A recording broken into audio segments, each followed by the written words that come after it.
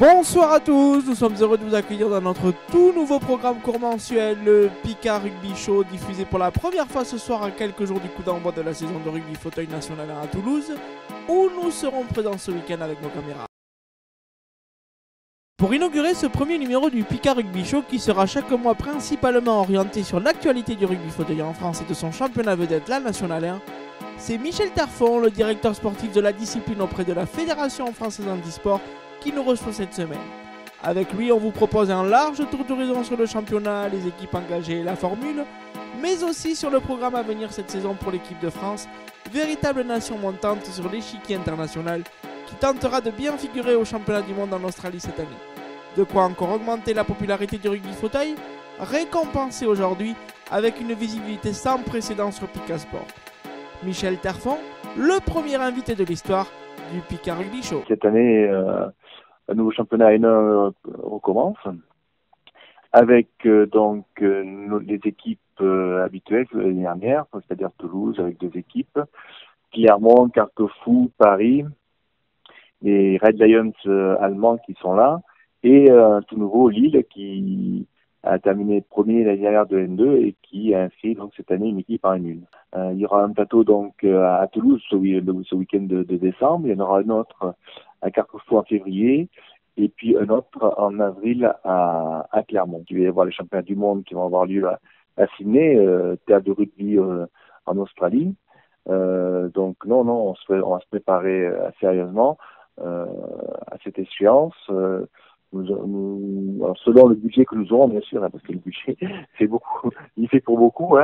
On voudrait bien pouvoir faire 2 grosses compétitions internationales, c'est-à-dire la Canada Cup qui a lieu au mois de juin et surtout aller au Japon, parce que nous sommes invités au Japon avec les 4 meilleures équipes, c'est-à-dire avec l'Australie, le Japon, l'Angleterre, les USA, pardon, pas l'Angleterre, les USA et nous et le Canada. Je rappelle que notre première compétition internationale a eu lieu en 2011. Et là, nous sommes en fin 2017, ça veut dire 6 ans, et qu'on était à l'époque la 23e nation au monde et qu'on avait 7e nation actuellement. Donc oui, le regard a beaucoup changé et même il y a une demande des conseils sur comment on a fait pour faire le développement du rugby en France. Le rugby fauteuil français qui rassemble aujourd'hui 14 clubs et près de 200 licenciés dans l'Hexagone attend avec impatience les grands débuts de son championnat élite, la National 1, ce samedi dans la Ville Rose. 6 des 7 clubs engagés dans cette division, dont l'équipe allemande des Red Lions, seront déjà sur le pont ce week-end. Lille, nouveau promu, en effet ne débutera sa campagne qu'en février à Carquefou.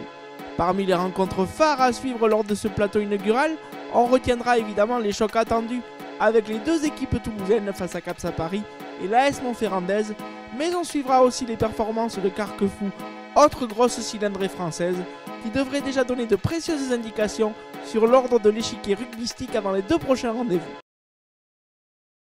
Personnage incontournable de la discipline, président et pilier du stade toulousain rugby handisport mais aussi de l'équipe de France, Pablo Neumann est une force tranquille et sereine à l'heure d'aborder une 10e saison de rugby fauteuil excitante à la poursuite d'un 5e titre national consécutif.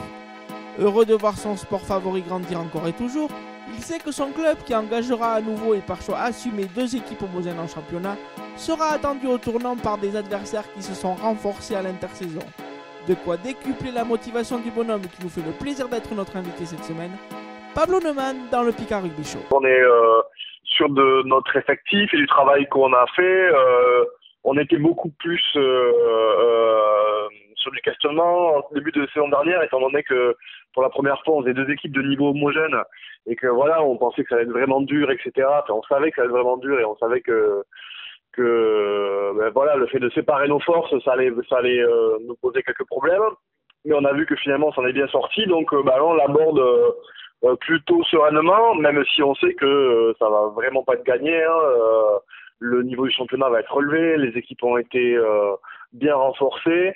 Mais bon, d'un autre côté, on a fait un bon travail de préparation. Donc, je pense je pense que là, voilà, on est totalement dans la course, quoi, et on peut encore prétendre cette saison à faire un joli truc. On est reparti dans l'idée de faire 2 équipes homogènes. On a beaucoup de joueurs, en fait, et beaucoup de joueurs qui ont progressé, qui commencent à avoir un niveau intéressant. Donc, voilà, pour à la fois donner du temps de jeu à tout le monde, permettre au championnat d'être alimenté d'une équipe de plus sur la N1, et puis permettre à nos joueurs de progresser le plus vite possible et d'atteindre le haut niveau le plus vite possible. Voilà, on a fait encore ce choix de partir sur 2 équipes au niveau N1.